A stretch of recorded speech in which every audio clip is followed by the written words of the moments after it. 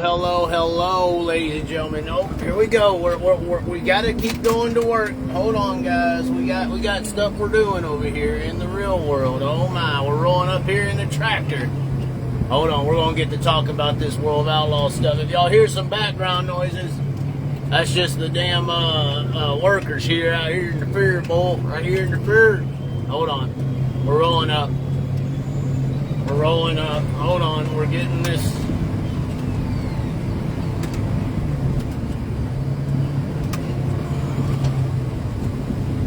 Yeah, we're over here rolling up in these tractors, getting these things done out here for the harvest season, bull. Harvest season. We're dumping a lot of loads today, and we're dumping a lot of loads. Almost dumping as many loads as Buddy Kofoid's loads with his right rear into David Gravel's mouth. How about that, man? That was my big takeaway. Obviously, we had our underdog pick'ems going on last night, the World of Outlaws event for the National Opener. And we had Buddy Kofoid and David Gravel. Kofoid to go 6.5 or better. David Gravel to go 3.5 or better. And I think that would have happened until Kofoid struck. Oh my God, Kofoid, did he strike or what, ladies and gentlemen? Throwing sliders into poor David, just absolutely disrespecting the man known as David Gravel. It was pretty pathetic how he treated David Gravel. And you thought that, ever since Paducah, that kind of stuff had been done with. They ain't going to race each other like that no more. But the sliders that Kofoid, in my opinion, at least, I know there's some Kofoid fans that don't agree.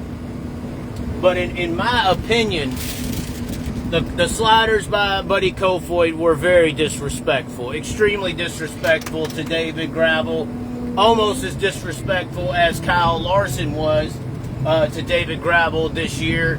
And they're both from California. We all know that Kofoid is basically in love with Kyle Larson. He cried when he beat him in a midget at Bakersfield, all that stuff. So we know that there's a little bit of a relation there, of some admiration, and maybe even some behind-the-scenes dealings there. It is possible that there's some behind-the-scenes dealings there where Kofoid has a hit on Gravel just due to the rivalry that Larson and Gravel had this year. I just don't understand how Kofoid was driving him so aggressive. I mean, I get it's for position, but it's a National Open prelim night. Gravel got the jump, had the position, had the spot, and Kofoid throws a slider like it's the last lap of the Chili Bowl or something. Just didn't make sense to me. Regardless, outside of that, how about the final stretch there? Carson Macedo having the lead. Both of the PA Posse members getting by him. Danny Dietrich obviously getting by him.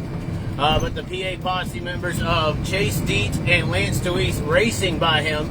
I think Dietrich was a little bit overly aggressive in trying to close in on Macedo and make that pass. It's classy by Macedo to not bring up the fact that, Dietrich, as even Dietrich said in Victory Lane, made sure he drove into him, made sure he pushed it up a bit, made sure that, the PA Posse was fulfilling their podium positions in their backyard, I guess. I don't know how this matters, but that's not really a shocker, right? PA Posse are badass. They're legitimate. I mean, hold on. We're trying to line up this old tractor. We got her. Nailed her, bull. Nailed her. But the thing of the situation is, we know the PA Posse is going to be doing some... Hold on. What was that? Perfect, right there, yep. All right. But the thing is, we expect the PA Posse to do great. Chase Dietz, what a hell of a win. Good for the whole team there, Stamen family celebrating that they even got up onto the wing. All right, now we got a book. All right, cheers. We'll meet you over there. We'll get around the cafe. Okay. So we just cleared this field. Of course, we're out here driving the Deere tractor. I'm not sure who's watched this, but we are out here in the fields in the fields, ladies and gentlemen. Hold on, there you go. Oh, a little bit better, or not as bumpy of a ride. Hold on, we're gonna get into this topic because the Stamen crew picking up the win. Hold on, we got the big four-wheeler. Of course, Kubota. We've come to find out when we made fun of Kubota on the show, they don't even make tractors that can handle agricultural farming. So when we were making fun of Kubota, that's like kind of making fun of I don't know. That's like making fun of a 305 engine builder. It's like you don't even build 410s. It's kind of interesting. So the deer is here, ladies and gentlemen. It is here. We are rolling up and down the rows here. But anyway, oh, it's a bumpy ride. Oh, it's a bumpy ride out here in the field for a Ninja, if you know what I'm saying. Anyway, we're driving this $1 million thing across the field now. We got to make evasive maneuvers. Oh, there was a bird. A bird. It's a plane. No, it's Danny Dietrich. No, I'm just kidding. That should be a new shirt for Danny. It's a bird. It's a plane. No, it's Danny Dietrich. At the end of the day, I really wasn't surprised that PA held their own so well. Hold on, we may have to back her down. We got 65,000 pounds of soybean on the back, and we're going across these rows, and it could get a little bumpy. But the bigger surprise outside, once again, Chase Dietz, just talking about him winning the race. Obviously, Kings Royal, he went to that. Knoxville Nationals went to that. And a lot of people would say it's good for him to get on the road and get the experience of the road. I don't really think that when these drivers go out onto the road, it's the experience of the road that makes them perform better. I think it's the experience of performing against elite level competition, higher degrees of competition on a consistent basis. They're not just running the local guys and know how those guys race and this respect and all this Amish shit y'all keep spewing. It's beneficial to not know how the guy over here is going to race you. You got to drive a little bit more heightened. You got to drive a little bit more aggressive because, no, this guy just ain't going to give it to you if you show a nose. You got to perform at a higher level because it ain't just guys every week. It's different competition all the time and high-level competition all the time. Knoxville Nationals, Kings Royal, for example. So I think that is really what helped the 23 team be able to somewhat own the race last night. I think he owned the race last night. I know some of you are commenting. We're going to answer your comments. But I personally thought that Chase Dietz just kind of owned it and had the time, obviously, with traffic to do the big-time damage there against the World of Outlaw representative. And that's where I really want to go.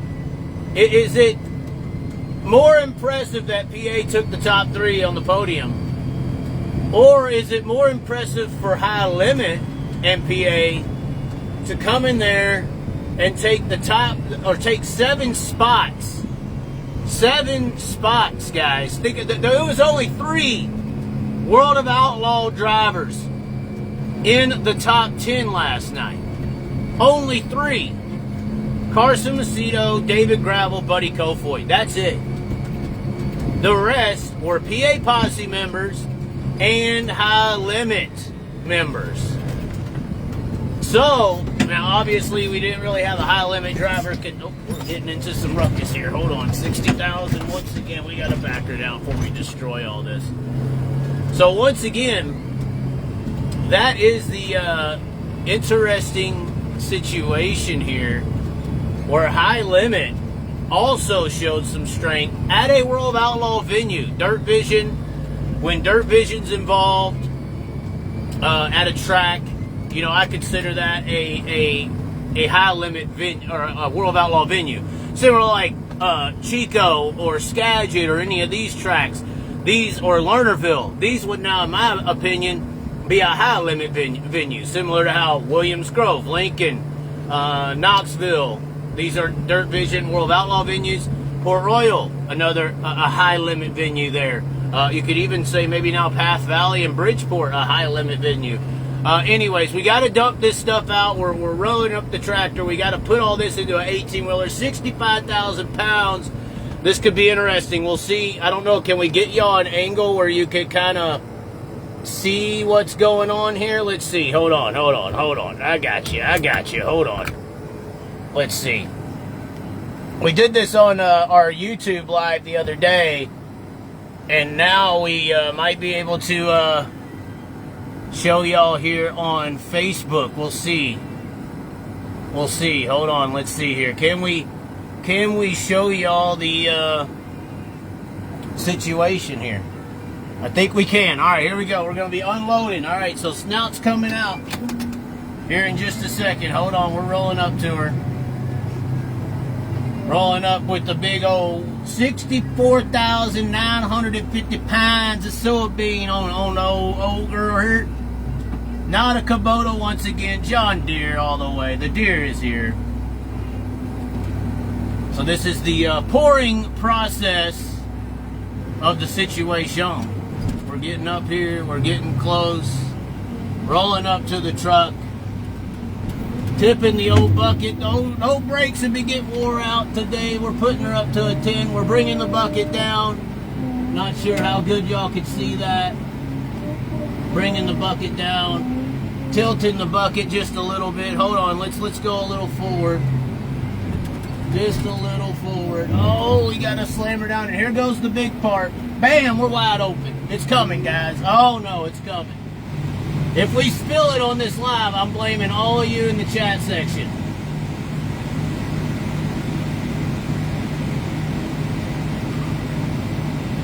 Got to pay attention here. This is where money can be lost in this industry of farming. If you spill the beans, do you spill the beans? Are you Cody Summer standing up to Hoosier and allowing American Racer to race at your venue? Are you? Then you have spilt the beans on the Purple Mafia. Hold on, we need to stack that up just a little bit more. All right, now we go down just a little bit more. I feel like I'm getting a little too cocky here. Here comes the row. Here comes the row. Oh, no. Oh, no. Oh, we're spilt them. There it is. Oh, my. We're going to have to go backwards, I think, guys. We're going to have to go backwards. We need this stuff to lay low. We need this stuff to lay low. We may spill the beans right here. That pile is just a little too high. Oh, no. This is not good. This is not good, guys. We got 17,000 pounds left, and we got to fill this sumbitch up. I don't know if we're going to be able to do it. Here comes. Oh, no. We're going to have to go all the way back. We're going to have to go all the way back here, guys. I haven't gone backwards before. This isn't going to work. We got 10,000 pounds left. Oh, no. We're going to have to go. Oh, we're going backwards. Oh, no. Oh! Okay, I think we got it. I almost hit the 18-wheeler. I almost slammed into the side of it. Here we go, one more try. Oh, God, no! That's the wrong way! Oh! All right, here we go. I think we got it. 3,000 pounds left. We can't spill the beans. Oh, shit! Oh! Oh, God, we just spilled it. There it is. Oh! So this one right here, this container here, is the one that is it's got an opening on the bottom, so it is rolling out, but it's not rolling out fast enough. We made it! Oh shit, we made it! There it is, 64,950 pounds gone! Gone out of the green machine of the John Deere here in farming country, West Chicago, bitches. Oh my, closing her up with no spout or roof. And there we go. Oh my, and pulling away. Look at that 65,000 pound there, boy. Gone. 65,000 gone. Oh my, into that big old container there. That big old container. Oh my. So that's how that goes. There we go. We could stay at that angle. So now we are waiting for the remainder of people to show up. We don't even get disrespectful and dangerous. What are you even talking about? Me? Are you, oh, you're talking about Buddy Kofoid's move on David Gravel. Oh, I agree. I wholeheartedly agree. Ladies and gentlemen, we got to get in some kind of we got to get in position here. We got these combines coming to us, but no, I agree. I agree. Disrespectful, dangerous. The way Buddy Kofoid was driving last night reminds us of the Paducah Buddy Kofoid. It ain't like he's got a chance to beat David Gravel in the championship, but it's like, wait, if he wrecks him, wait, if he's buddies with Kyle, wait, he might have a chance. So is Buddy Kofoid trying to take out Gravel to try to, close in on the championship? That would be his only chances if Gravel has some nights where he doesn't finish. And maybe if Kofoid can wreck into him, slam into him, and crash him, and continue the race, and it's a racing incident, there's potentiality there that these are happening on purpose. These are happening on purpose. When did you become a farmer? Recently, ladies and gentlemen, recently. 7 days a week, 14 hours a day, boy. We're going to get a freaking Lincoln together. Hold on, we got to stop now. So there is the combine. We are about to take a 2-mile drive with the old tractor. We got I forgot, 8320R here. John Deere tractor. There's the 8370 over there. That's very similar to what we're driving. It looks exactly the same. Once again, not a Kubota. Kubota doesn't make real tractors.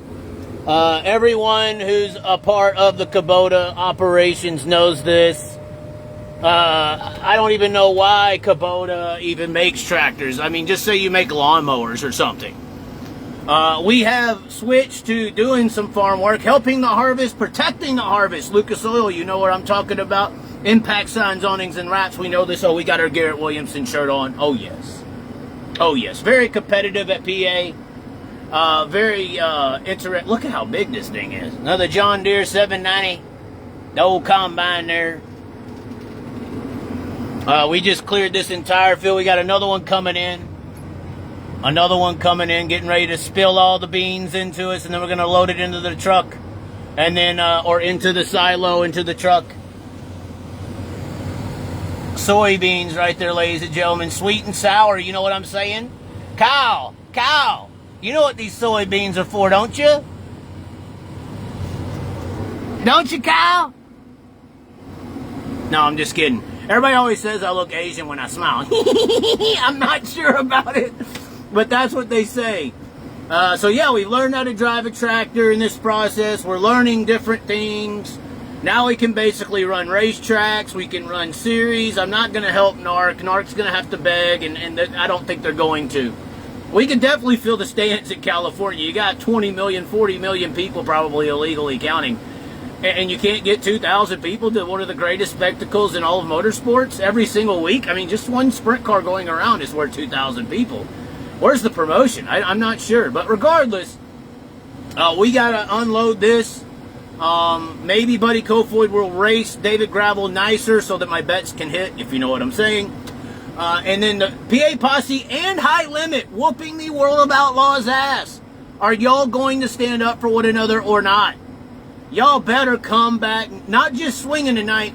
You better come back tonight knocking motherfuckers out. The world of Outlaws has to be like, get up, they're going to get pissed. No, these are fans. This is a family farm. I'm not working for a corporation. These are racing people who own some farms here in West Chicago. They said, hey, if you need to make some quick money, come on out. So that's what we're doing. Anyway, it looks like they're actually moving the truck, so we got a second. Like the video, follow the page. Thanks for not sending stars. I've been live on YouTube every day. Go over to YouTube, subscribe. More people over there tip. They send the freaking fan funding. Y'all ain't even subscribing to my Facebook. Y'all don't give a damn. It's all you PA Amish old people. Y'all don't give a fuck. Anyways, the farmers do. And that's why we're out here. Anyways, ladies and gentlemen, thanks for tuning in. We are about to take a 2.5-hour trip with the tractor down the road. It's going to take about 2.5 hours to go 30 miles on the good old John Deere. Gonna take you for a ride on my big green tractor. We can go slow, maybe go faster.